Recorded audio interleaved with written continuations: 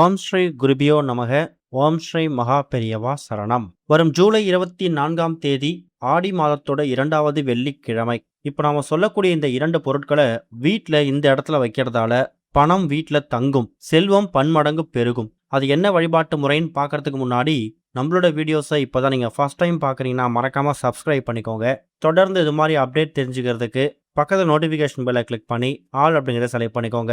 இப்போ என்னென்ன பொருட்களை வீட்டில் எந்த இடத்துல வைக்க போகிறோம் அப்படிங்கிற பற்றி தெளிவாக தெரிஞ்சுக்கலாம். வெள்ளிக்கிழமை அப்படின்னாலே சிறப்பு தான். மங்களகரமான ஒரு நாள். சுக்கிரவாரம். சுக்கிர பகவானோட ஆதிக்கம் அதிகம் இருக்கக்கூடிய நாள்.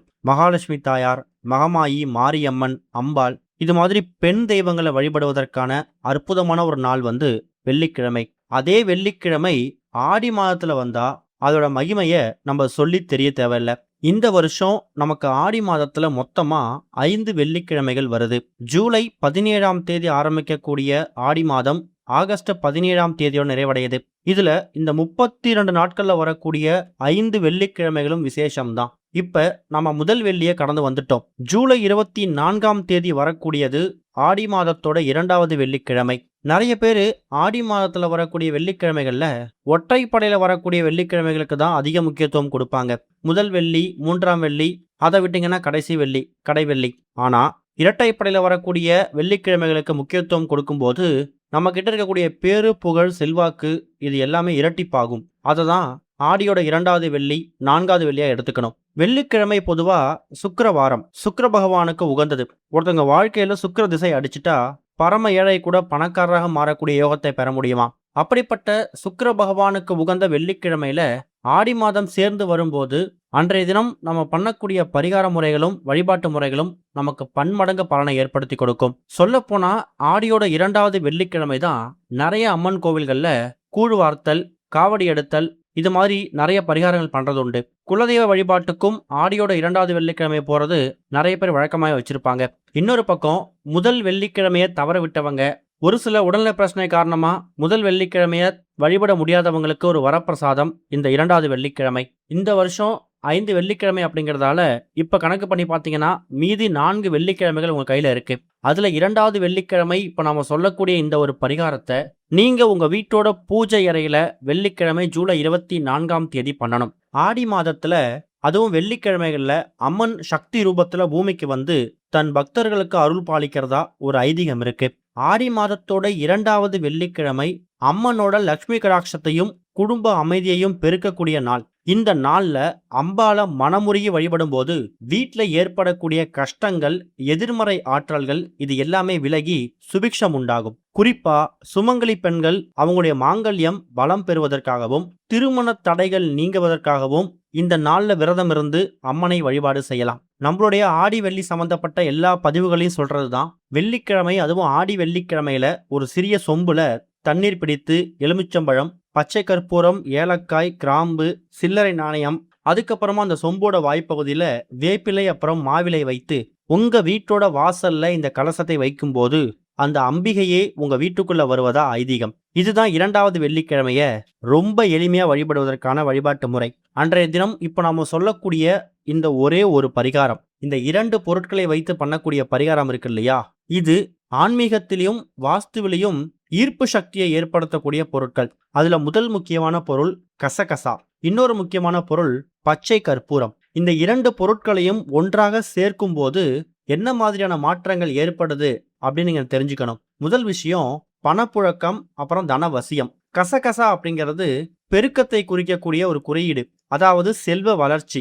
இன்னொரு பக்கம் பச்சை கற்பூரம் சுக்கிரன் அப்புறம் புதனோட அம்சம். கசகசா மேல பச்சை கற்பூரம் வைத்து வழிபடும் போதோ இல்ல பரிகாரங்கள் செய்யும் போதோ வீட்டுல தேங்கி இருக்கக்கூடிய பணப்புழக்கம் சீராகி பண ஈர்ப்பு அதிகரிக்கும். வியாபாரம் செய்யறவங்களுக்கு வாடிக்கையாளர்கள் வருவதை அதிகரித்து கொடுத்து தொழில் விருத்தி அடைய உதவும். அடுத்ததா கடன் தொல்லை, பண நஷ்டம் நீங்குதல். வீணாக விரயமாகக்கூடிய மருத்துவ செலவுகள், வீண் விரயங்கள் தடுத்து நிறுத்தப்படும். ரொம்ப நாட்களாவே கைக்கு வர வேண்டிய அந்த பாக்கி பணம் இருக்கு இல்லையா, அது கைக்கு வரும். கொடுத்த கடனை திருப்பி வாங்க முடியல, சரியாக அவங்கள ரீச் பண்ண முடியல, இது மாதிரி எந்த பிரச்சனை இருந்தாலும் அதுக்கு தீர்வு கிடைக்கும். இன்னொன்னு எதிர்மறை ஆற்றல்கள், திருஷ்டி இது விலகுமா. பச்சை கற்பூரத்தோட நறுமணமும் கசகசாவோட தன்மையும் இணைந்து வீட்டில் இருக்கக்கூடிய துர்சக்திகள், கண் திருஷ்டி, எதிர்மறை அதிர்வுகளை போக்கி நேர்மறை ஆற்றல்களை அதிகப்படுத்தும். மன அமைதி, அப்புறம் குடும்ப ஒற்றுமை.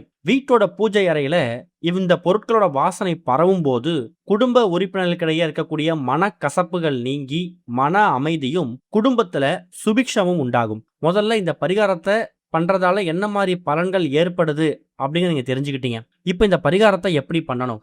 ஆடி வெள்ளிக்கிழமை, அதுவும் 2வது வெள்ளிக்கிழமை மாலை 6-7 மணிக்கு மேல, முடிஞ்சா சுக்கிரஹோரை இரவு 8-9 ஒரு சிறிய அகல் விளக்கு எடுத்துக்கோங்க. இல்ல ஒரு சிறிய கிண்ணம், பூஜைக்கு பயன்படுத்தக்கூடிய பாத்திரம் வச்சுக்கலாம். எக்காரணத்தை கொண்டும் பிளாஸ்டிக் மட்டும் பயன்படுத்த வேணாம். அப்படி எடுத்து வைத்திருக்கக்கூடிய அந்த கிண்ணத்திலேயோ அகல் விளக்குலையோ இப்ப நீங்க வீடியோல பாக்குற மாதிரி அந்த கசகசாவை முதல்ல எடுத்து வச்சுட்டு அதுக்கு மேல ஒரே ஒரு துண்டு பச்சை கற்பூரம். பச்சை கற்பூரம் அப்படிங்கிறது மகாவிஷ்ணு வாசம் செய்யக்கூடிய ஒரு பொருள். எந்த ஒரு பெருமாள் கோவிலுக்கு போனாலும் அங்க கொடுக்கக்கூடிய பிரசாதம், தீர்த்தம், இது எல்லாத்துலயுமே பச்சை கற்பூர வாசம் இருக்கும். பச்சை கற்பூர வாசம் இருக்கக்கூடிய இடத்துல மகாவிஷ்ணு இருப்பார். மகாவிஷ்ணு இருக்கக்கூடிய இடத்துல மகாலட்சுமி தாயார் தானா வந்துருவாங்க. ஏன்னா மகாவிஷ்ணு மகாலட்சுமியை தன் மார்பில் குடிகொண்டு வைத்திருக்கக்கூடியவர். இப்படி இந்த 2 அதிசக்தி வாய்ந்த பொருட்கள் ஒன்றாக சேரக்கூடிய இந்த ஒரு அமைப்பு இருக்கு இல்லையா, இதை உங்க வீட்டோட பூஜை அறையில ஆடி வெள்ளி 2வது வெள்ளிக்கிழமை தயார் செய்து இத உங்க வீட்டோட குபேர மூலை அப்படின்னு அழைக்கப்படக்கூடிய, அதாவது கன்னி மூலைன்னு சொல்லுவாங்க. வீட்டோட தென்மேற்கு மூலையை தான் கன்னி மூலை, குபேர மூலைன்னு சொல்லுவாங்க. அந்த இடத்துல இந்த 2 பொருட்களையும் கொண்டு போய் வைக்கணும். முடிஞ்சா அகல் விளக்கோட எடுத்துக்கொண்டு வைக்கலாம். அப்படி இல்லைனா ஒரு சிறிய வெள்ளை நிற இல்லைனா மஞ்சள் நிற துணியில மூட்டையா கட்டி உங்க வீட்டுல பீரோ, லாக்கர், கல்லாப்பட்டி எங்க இருக்குதோ அதுதான் உங்க வீட்டோட குபேர மூலை, கன்னி மூலை, அதாவது தென்மேற்கு மூலை. அந்த இடத்துல இந்த கசகசாவையும் பச்சை கற்பூரத்தையும் சேர்த்து வைக்கும்போது பணம் வீட்டில் தங்கும், செல்வ செழிப்பு பெருக்கெடுத்து ஓடும், பொருளாதாரத்துல பெரிய முன்னேற்றம் கிடைக்கும், எதிர்பார்த்த பணவரவு உங்களை தேடி வரும், கொடுத்த கடனை திரும்பி வாங்குவதற்கான சந்தர்ப்பங்கள் அமையும். வெள்ளி மற்றும் செவ்வாய்க்கிழமைகள்ல இந்த ஒட்டுமொத்த அமைப்புக்கும் நீங்க தென்மேற்கு மூலையில வச்சிருக்கீங்களே, இதை நீங்க உங்க வீட்டோட பீரோ மேலேயோ இல்ல பீரோ உள்ளே கூட வச்சுக்கலாம். செவ்வாய் மற்றும் வெள்ளிக்கிழமைகள்ல மறக்காம தூப தீபம் போடணும். குறைந்தது 3 மாதம், அதிகபட்சம் 6 மாதத்துக்கு ஒரு முறை அந்த பொருட்களை அப்படியே எடுத்து பார்த்து, அது பழைய பொருட்கள் வீணா போயிருந்தா அதை அப்படியே தண்ணியில விட்டுட்டு புதுசா வெள்ளிக்கிழமை இதே மாதிரி தயார் செய்து அந்தந்த பொருட்களை அதே இடத்துல பத்திரப்படுத்தி வச்சிடுங்க. இதோட ஆரம்பம் வெள்ளிக்கிழமை, ஆடி வெள்ளி 2வது வெள்ளிக்கிழமையா இருக்கட்டும். ஒருவேளை ஆடியோட 2வது வெள்ளிக்கிழமை இதை செய்ய முடியல, அதை தவற விட்டவங்க ஆடியோட 3வது வெள்ளிக்கிழமையாவது பயன்படுத்திக்கோங்க. நம்பிக்கையோட பண்ணக்கூடிய எந்த ஒரு இறை வழிபாடு சம்பந்தமா இருந்தாலும் நிச்சயம் அதுக்கான பலன் உங்களை தேடி வரும். பழைய பொருட்களை எடுத்து அதை செடி கொடிகள்லையோ இல்ல வீட்டோட குப்பையிலையோ போடக்கூடாது.